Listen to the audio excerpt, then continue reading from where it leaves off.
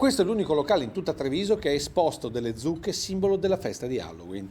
Tra l'altro senza le tipiche incisioni, ulteriore segno dei tempi che stiamo vivendo. Segnale chiaro di come la notte di Ogni Santi sarà quest'anno vissuta in tono minore rispetto ai festeggiamenti a cui eravamo abituati negli ultimi anni. Del resto il motivo è sempre lo stesso, evitare assembramenti.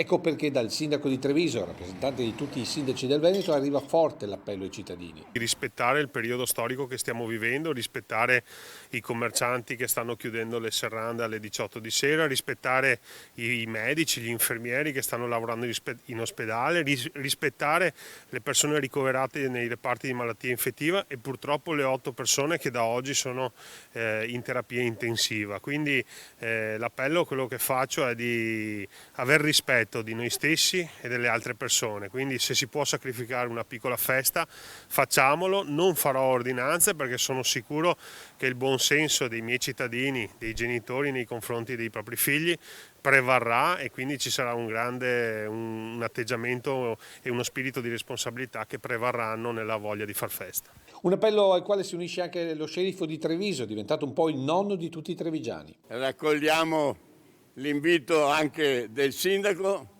e quindi questa festa, che era una festa della gioventù, purtroppo bisogna lasciarla perdere. Torneranno tempi migliori.